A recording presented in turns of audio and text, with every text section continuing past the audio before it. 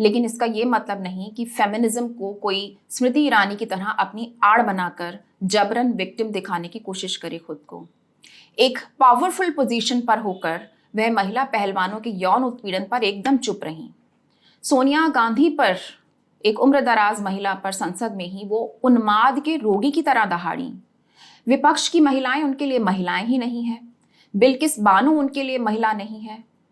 कोई भी और महिला जिसके साथ बलात्कार हुआ और उनसे बार बार कहा जाता रहा कि आप ऐसे मंत्रालय की एक मंत्री हैं कि आपको महिलाओं के मुद्दों पर बोलना चाहिए, लेकिन वो चुप रहीं, तो असल में मिसोजिनी उनके खुद के भीतर है। बल्कि हर वो औरत जो दूसरी औरतों से नफरत करती हैं वो मिसोजिनिस्ट हैं। हर वो औरत जिसके लिए अपने अलावा बाकी तमाम औरतों का सम्मान नहीं है, इज्जत नहीं है और उनका वजूद नहीं है, ऐसी तमाम औरतें भी मिसोजिनिस्ट हैं।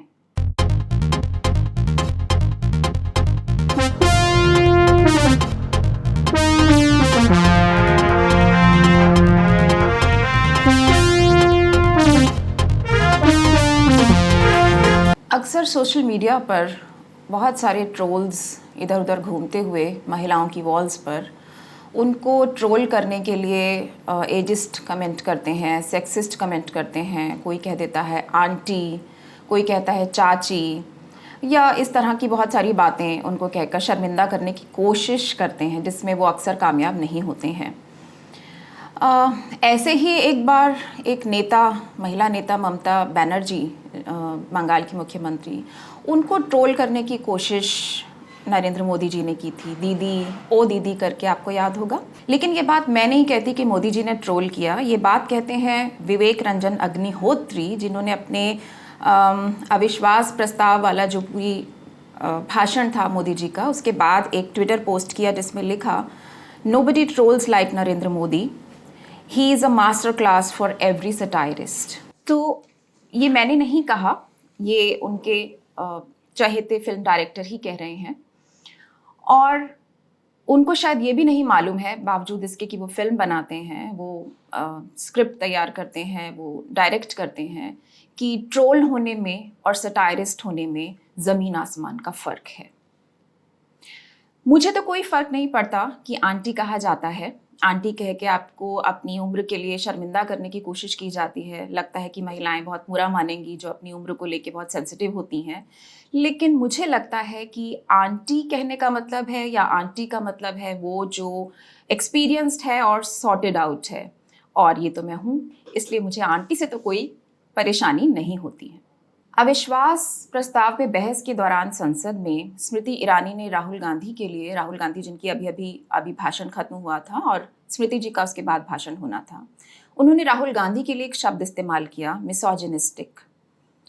मिसोजिनिस्टिक यानी जिसमें मिसोजिनी हो, यानी स्त्री द्वेष हो, यानी स्त्रियों के प्रति एक नफरत हो। उन्हें शायद इसका मतलब नहीं पता था, और ना सिर्फ उन्हें इसका मतलब नहीं पता था, बल्कि उनके अंदर एक खास किस्म का पर्सनालिटी डिसऑर्डर है, नार्सिसिस्टिक पर्सनालिटी डिसऑर्डर, जिसमें ये अक्सर होता है कि आप अपने आप को अति महत्वपूर्ण मानने लगते हैं और आपको लगता है कि हर चीज़ आपके बारे में ही हो रही है। You make everything about your self. कूद कर आप सेंटर में आने की कोशिश करते हो, हर बहस की, हर बात की। विक्टिम बनने की कोशिश करते हो। एक भयावह अपराध जो मणिपुर में हो रहा था, उसकी तुलना में अपने काल्पनिक अपमान को ले आते हो। एथनिक क्लींजिंग के लिए किए जाने वाले बलात्कारों की जब बात हो रही थी, तब टॉपिक बदलने की ये कोशिश बेहद शर्मनाक थी। खैर, जब कोई एंटी फेमिनिस्ट हो लेकिन फेमिनिस्ट शब्दावली जैसे कि मिसोजिनी, इसका इस्तेमाल अपने फायदे में करने की कोशिश करे, तो एक क्लास लेना तो बनता है ना। तो आइए जानते हैं कि मिसोजिनी है क्या और किसको हम मिसोजिनिस्ट कह सकते हैं। असल में औरतों में मर्दों से जो भिन्नता है वही पुरुष को अपनी तरफ आकर्षित भी करती है, लेकिन वही भिन्नता, वही जो डिफरेंस है औरत का मर्द से, वही उसके मन में उसके प्रति शंकाएं भी पैदा करता है और द्वेष भी, क्योंकि उन तमाम डिफरेंसेस की वजह से उसे समझ नहीं पा रहा होता है। इस भिन्नता को समझ न पाने की वजह से एक भय भी उपजता है, और जिससे भय होता है उससे क्या होता है, या तो उसे आप जीतने की कोशिश करते हो या उससे बचने की कोशिश करते हो। यही स्त्री के साथ पितृसत्ता करती आई है। इस कोशिश में एक अंधविश्वास पैदा होता है। और अगर ये कहें कि स्त्री द्वेष या मिसोजिनी एक तरह का अंधविश्वास ही है जो मानव सभ्यता में पसरा हुआ है, तो शायद गलत नहीं होगा। बहुत कम उम्र के लड़के भी अक्सर अपनी बहन के सम्मान में और दूसरी लड़कियों के, बाकी लड़कियों की इज्जत में फर्क करने लगते हैं। हमारी बहन तो बहन है, लेकिन बाकी जो महिलाएं हैं जिनके साथ हम घूम रहे हैं, उठ रहे हैं, बैठ रहे हैं, खाने पीने जा रहे हैं, वो सब अवेलेबल हैं। हमारे घर की औरतें तो पाक साफ हैं और जिनके साथ हम काम करते हैं, उपलब्ध हैं, वो अवेलेबल औरतें हैं। और अवेलेबल का कोई सम्मान नहीं होता, इसलिए उसका अपमान किया जा सकता है। इसमें कुछ गलत नहीं है। ऐसी ट्रेनिंग बहुत बचपन से मिलने लगती है। असल में जिस दिन से अतीत में सेक्सुअलिटी को और आनंद को खराब चीज मानना शुरू किया गया, उसी दिन से औरतों से नफरत का बीज पड़ गया। बस यही तो औरतें हैं जिनकी वजह से हम ईश्वर से विमुख हो जाते हैं और सुख आनंद भोग में लग जाते हैं। यही हमारी तपस्याएं भंग करती हैं। औरत नरक को ले जाती है, योनि नरक का द्वार है, लेकिन लिंग पूजनीय है। मिसोजिनी मतलब औरत के शरीर और उससे जुड़ी हर बात से नफरत करना। जैसे औरत इंसान तो है ही नहीं, कोई वस्तु है जैसे कुर्सी, कि उसकी कोई भावनाएं नहीं होंगी, उसके कोई सपने नहीं होंगे, दर्द नहीं होगा। या जानवर है जिसे डोमेस्टिकेट करके रखना जरूरी है, वो एसेट है, दूध देगी, ऊन देगी, और जब नहीं देगी तो काओ स्लॉटर हाउस में उसे भेज दिया जाएगा। या एक घिनौना एलियन है जिसे कि माहवारी होगी तो मंदिर में, रसोई में नहीं आने दिया जाएगा। या फिर कोई बार्बी डॉल है जो न सांस लेती है, न डकार लेती है, न उसे उबासी आती है। मुझे डोनाल्ड ट्रंप की एक बात याद आई यहाँ पर।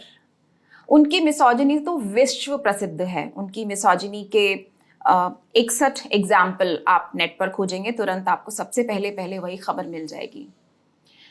एक बार उन्होंने किसी चैनल पर एक पैनल डिस्कशन के दौरान अपने पैनल में शामिल एक महिला के वॉशरूम जाने पर मुंह बना के कहा था, डिस्गस्टिंग। जैसे औरतें तो वॉशरूम जाती ही नहीं हैं। हिलेरी क्लिंटन के लिए उन्होंने कहा था, if she were a man I don't think she would get 5% of the votes. औरत होने का फायदा उठाती हैं औरतें, ऐसा बोलते हुए आपको बहुत लोग मिल जाएंगे। लेकिन वो उस समय भूल जाते हैं कि फायदा कौन उठाने देता है, वो किस तरह का फायदा होता है, कौन है जो ये लालच देता है, शादी का झांसा, नौकरी का झांसा। मर्दवादी सिस्टम में ये सब एग्जिस्ट कर सकता है। मर्दवादी सिस्टम में ही ये सब एग्जिस्ट कर सकता है। इनकी कविताएं जल्दी छप जाती हैं, इनको वोट इनकी शक्ल पर मिल जाते हैं, नौकरी तो इसे मिलनी ही थी, औरत जो है, वगैरह वगैरह। ये तमाम चीजें मिसोजिनी का उदाहरण है। कामकाजी औरतें हों तो उनके ओढ़ने पहनने को लेकर, सजने संवरने को लेकर, उनके चरित्र को लेकर कमेंट्स किए जाते हैं। यहाँ तक कि उनके मेल कॉलीग्स के साथ उठने बैठने को लेकर भी उन पर कमेंट्स किए जाते हैं। और महत्वाकांक्षा को लेके या करियर को लेके तो किए ही जाते हैं कि बताइए, नौकरी नहीं छोड़ सकती है घर के लिए, परिवार के लिए, बच्चों के लिए, इसके लिए फैमिली ज़्यादा इंपॉर्टेंट नहीं है, अपना करियर ज़्यादा इंपॉर्टेंट है। तो तमाम तरह से जब औरतों को ट्रोल किया जाता है समाज में भी, ये मिसोजिनी है। और घरेलू हो तो अलग तरीके की ट्रोलिंग है। घर पर रहती हो तो तुम करती ही क्या हो, घरेलू औरतें ऐसी होती हैं, घरेलू औरतें वैसी ही होती हैं, वगैरह वगैरह। वैसे 50 करोड़ की गर्लफ्रेंड कहना, जर्सी गाय कहना, कांग्रेस की विधवा कहना, महिला प्रेसिडेंट को राष्ट्रपत्नी कहना, किसी महिला सांसद की हंसी का मजाक उड़ाना, ताड़का कहना, ये सब भी मिसोजिनी है। मिसोजिनी सिर्फ शब्दों में नहीं है। जब हम दीदी, ओ दीदी की बात करते हैं तो समझ में आता है, या जब हम किसी को आंटी कहते हुए सुनते हैं कि जब तर्क का जवाब नहीं होता तो आंटी कह दिया जाता है, या चाची या ताई, तो समझ में आता है कि ये सिर्फ शब्दों में नहीं है, बल्कि मिसोजिनी पूरे हाव भाव में होती है, सोच में होती है, मन में होती है, डीएनए में होती है। महिलाओं से जुड़ी तमाम बातें छुपाने के काबिल हैं, ये मिसोजिनी है। कैसे पैर खोलकर बैठती है, कैसे तनकर चलती है, देखो कैसे जोर से हंस रही है, कैसे बना बना के बोल रही है। तुम्हें दुपट्टा पहनना चाहिए, अपना शरीर देखो, ओढ़ो, पल्ला करो, अंडरवियर छिपाकर सुखाओ, सैनिटरी नैपकिन छुपा के लेकर आओ, हंसो नहीं, बाल नहीं लहराओ, सरेआम गाना नहीं गाओ, ये दिख रहा है, वो दिख रहा है, ब्रा का स्ट्रैप झांक रहा है, ये सब मिसोजिनिस्टिक नजरिया है। जो पुरुष संवेदनशील है वो जोरू का गुलाम है, डरपोक है या कम मर्द है। और कोई मर्द अगर स्त्री द्वेष न माने तो उसे जाति बाहर कर दिया जाता है। मिसोजिनी शुरू कहाँ से होती है? मर्दों के श्रेष्ठता बोध से, इस प्रमाइस के साथ कि हम बेहतर हैं, हमें महीने दर महीने रक्तस्राव नहीं होता, खून वून में लथपथ नहीं रहते हम। क्यों हर देवी के गर्भगृह में हमेशा पुरुष पंडित होते हैं, लेकिन सबरीमाला जैसी जगह पर औरतें आपके ईश्वर को देख भी नहीं सकती? कामाख्या में मेंस्ट्रुएटिंग एक रजस्वला देवी, उसके पास ही पुरुष पंडित ही रहते हैं, लेकिन घर में रजस्वला स्त्री गंदी है? हॉस्पिटल के लेबर रूम में, रसोई में देवियों को मानने वाले ऐसे ही रूढ़िवादी पति घुसना नहीं चाहते, क्योंकि जनाना इलाकों में मर्द तो जाते ही नहीं। क्यों? सवाल नहीं आते आपके मन में? इस नफरत को पहचानना आसान नहीं, क्योंकि यह सदियों से चली आ रही है और जैसा मैंने पहले कहा कि हमारी रगों में बसी हुई है, डीएनए का हिस्सा है। नारी की झाई परत अंधा होत भुजंग, यानी सांप भी औरत की परछाई पड़ने से अंधा हो सकता है। कबीर जैसे कवि ने यह कह डाला। प्लेटो हो, सुकरात, रूसो या फ्रॉयड या कोई कवि साहित्यकार या बुद्ध के अनुयायी, सबने दुनिया भर का ज्ञान छांटते हुए साफ साफ या घुमा फिराकर स्त्री द्वेष को अभिव्यक्त किया। स्त्री दरअसल अपूर्ण इनकम्प्लीट मैन है, ये कहना या कंधे उचका के ये कह देना पता नहीं क्या चाहती हैं ये स्त्रियां, या ये कहना कि सारे फसाद की जड़ है जर जोरू और जमीन, ये सब मिसोजिनी है। स्त्रियां क्या चाहती हैं ये समझाने से पहले बहुत अच्छा हो कि सबके लिए कंसेंट क्या होता है, ये जानने के लिए क्लासेस लगाई जाए। थोड़ा ध्यान से देखिए, किसी भी यौनिक हिंसा में, किसी भी तरह के सेक्सुअल अपराधों में, किसी भी तरह की हिंसा में जो यौनिक हिंसा है, स्त्री की गलती तलाशी जाती है, उसके चरित्र और मर्यादा के ऊपर लांछन लगाया जाता है। संस्कृति और धर्म पर आधारित विशिष्ट संस्करण तैयार किए जाते हैं और उनकी तुलना की जाती है। जैसे पश्चिम में औरतें नंगी घूमती है, तुम भी वही चाहती हो क्या? एक भी महिला के साथ खराब अनुभव अगर आपका हो जाए तो पूरी स्त्री जाति को कोसने लगते हैं, उनसे नफरत करने लगते हैं। इस ऐतिहासिक मिसोजिनी, इस ऐतिहासिक स्त्री द्वेष का एक उदाहरण मुझे याद आता है महाभारत से। महाभारत के अनुशासन पर्व में एक पात्र आती है, अप्सरा है, पंचचूड़ा। पंचचूड़ा से नारद जी ने पूछना चाहा था, जानना चाहा था कि स्त्रियों का चरित्र क्या है, स्त्रियों का कैरेक्टर क्या है, वो कैसी होती हैं। पुराणों में और बहुत सारी पुरानी किताबों में देखो तो आरंभ से ये जिज्ञासा जो फ्रॉयड की है, सिगमंड फ्रॉयड ने व्यक्त की कि औरतें क्या चाहती हैं, मुझे आज तक पता नहीं चला। ये लगता है कि बहुत आदिकालीन, बहुत शुरुआत से ये जिज्ञासा अंदर बसी हुई है कि हमें बताओ कि स्त्रियां कैसी होती हैं, वो क्या होती हैं। तो जब पंचचूड़ा ने ये सवाल सुना तो उन्होंने कहा कि देखिए, मैं औरतों के बारे में झूठ तो नहीं बोल पाऊंगी और सच मैं बताना नहीं चाहती क्योंकि वो अच्छा नहीं है। तो नारद जी ने कहा, झूठ बोलना तो गलत बात है, सच बोलना ही श्रेयस्कर है, तो आप मुझे सच बताइए। तो पंचचूड़ा नाम की इस अप्सरा ने नारद को स्त्रियों के चरित्र के बारे में क्या बताया, सुनिए। उन्होंने कहा, नारद जी, कुलीन, रूपवती और सनाथ युवतियां भी मर्यादा के भीतर नहीं रहती, यही स्त्रियों का दोष है। स्त्रियों से बढ़कर पापिष्ट दूसरा कोई नहीं, स्त्रियां सारे दोषों की जड़ हैं। इस बात को भी आप अच्छी तरह जानते हैं। यदि स्त्रियों को दूसरों से मिलने का अवसर मिल जाए तो वे सद्गुणों में विख्यात, धनवान, अनुपम, रूप सौंदर्यशाली तथा अपने वश में रहने वाले पतियों की भी प्रतीक्षा नहीं कर सकती। प्रभु, हम स्त्रियों में ये सबसे बड़ा पाप है कि हम पापी से पापी पुरुष को भी लाज छोड़कर स्वीकार कर लेते हैं। जो पुरुष किसी स्त्री को चाहता है, उसके निकट तक पहुंचता है और उसकी थोड़ी सी सेवा कर देता है, उसी को वो युवतियां चाहने लगती हैं। स्त्रियों में मर्यादा का कोई स्थान नहीं है। जब तक उनको कोई चाहने वाला पुरुष न मिले और परिजनों का भय बना रहे तथा पति पास में हो, तभी तक ये मर्यादा में रहती हैं।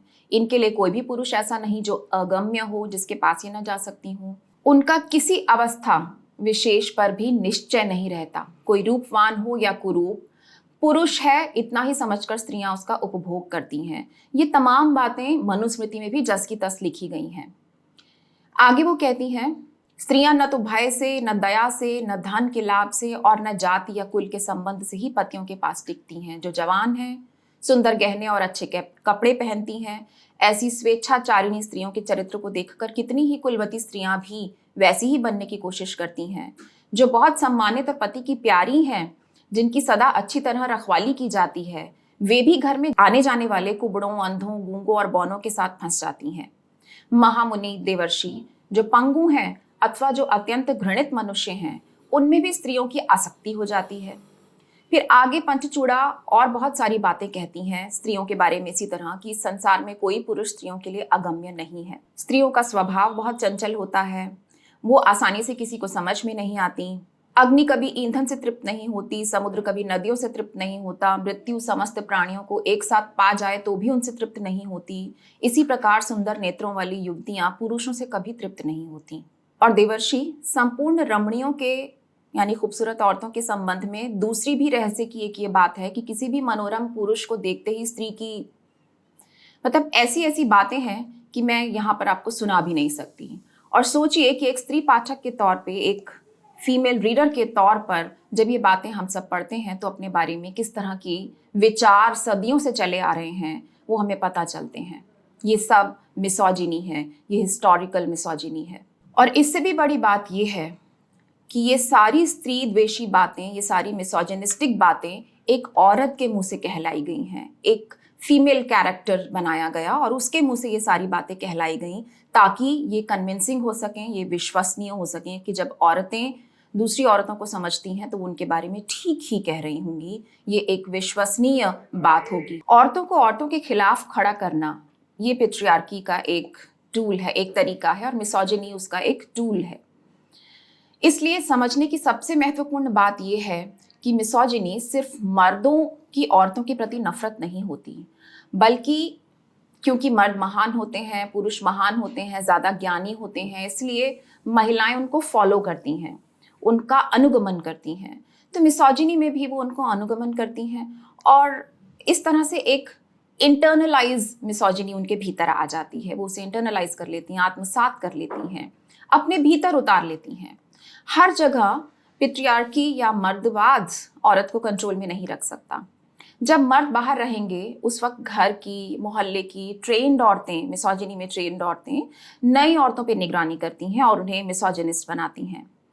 आखिर खुद से नफरत करने वाली कौम को ही तो गुलाम बनाया जा सकता है लंबे समय के लिए। और इस तरह दूसरी महिलाओं की आलोचना करते हुए, उनकी निंदा करते हुए, उनके प्रति नफरत जताते हुए महिलाएं नहीं जान पाती हैं कि असल में वो पितृसत्ता का ही काम आगे बढ़ा रही हैं और ये उनकी इंटरनलाइज्ड मिसोजिनी है। आप धर्म को माने या न माने, लेकिन सबरीमाला में घुसने की इच्छा रखने वाली एक्टिविस्ट अगर आपको पागल दिखती हैं और उन्हें प्रवेश से रोकने वालों की बजाय आप उन महिला एक्टिविस्ट की ही आलोचना करने बैठ जाते हैं तो आप मिसोजिनिस्ट हैं। आप मीटू को बकवास कह रहे हैं तो आप मिसोजिनिस्ट हैं। आप बलात्कार के लिए कोर्ट में सेक्सी अंतर वस्त्रों को लड़की के दुष्चरित्र होने का प्रमाण बता रहे हैं तो आप मिसोजिनी के शिकार हैं। मिसोजिनी या स्त्री द्वेष महिलाओं के खिलाफ बने चुटकुलों पर हंसना है। जब अपने पति या प्रेमी दूसरी औरतों के लिए सेक्सिस्ट बातें कहें तो उसे सामान्य, उसे नॉर्मल समझ लेना मिसोजिनी है।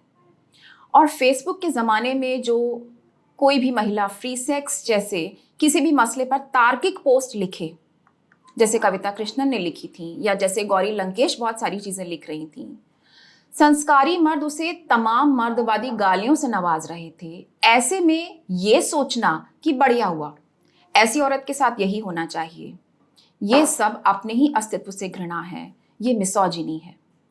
दूसरी औरतों को अपने आज़ाद फैसले के लिए पछताते, रोते, गिरते, पिटते देखने, गाली खाते देखने, अपमानित होते देखने या मीटू जैसे आंदोलन के संदर्भ में अपनी अभिव्यक्ति के लिए अकेले पड़ते देखना और बाकी औरतों से थोड़ा अलग होने की वजह से घर या समाज में मर्दों के उपहास या मनोरंजन का मुद्दा बनते देखना अगर इन सब में आपको ज़रा भी कभी अच्छा लगा हो तो आप मिसोजिनिस्ट हैं। ये कहना कि औरतें घर में ही रहने लायक हैं, वो पायलट नहीं हो सकती, या आर्मी क्यों ज्वाइन कर ली, ये नहीं कर सकती, वो नहीं कर सकती, इससे अच्छा होता घर पर रोटी बनाती, या कभी कभी बहुत प्यार से कहा जाता है कि घर की देवी हो, घर में रहना चाहिए, घर की लक्ष्मी हो, क्यों बाहर मारी मारी फिरती हो, अच्छी नहीं लगती। ये एक तरह की मिसोजिनी है। आरएसएस जैसे संगठनों ने बहुत सारी किताबें निकाली हैं इस तरह की बातें सिखाते हुए महिलाओं को, जैसे अखिल भारतीय महिला चरित्र कोश या हिंदू नारियां जैसी किताबें, इनका बहुत प्रचार किया जाता है। और गीता प्रेस गोरखपुर की तो ऐसी तमाम किताबें हैं ही जो मनुस्मृति की या जैसे पंचचूड़ा की जो बातें मैंने आपको बताई, उसी तरह का कंटेंट प्रचारित किया जा रहा है। हिंदू नारियां किताब में मुझे एक पेज मिला एक हिंदू स्त्री की प्रशंसा करते हुए, मैं पढ़ देती हूँ जरा सा। शांडिली शैव्या, इसे सती, पतिव्रता, तेजस्वी नारी कहा गया है। इसकी कथा लिखते हुए बताया गया है कि ब्राह्मण कौशिक को पूर्व जन्मकृत पाप के कारण कोढ़ हो गया था, जिससे वह चलने फिरने में असमर्थ था।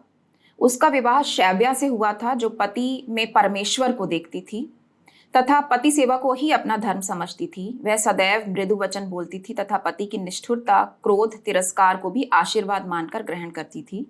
एक रात को कौशिक ने घर में बैठे बैठे उधर से जाती हुई एक वैश्या को देखा।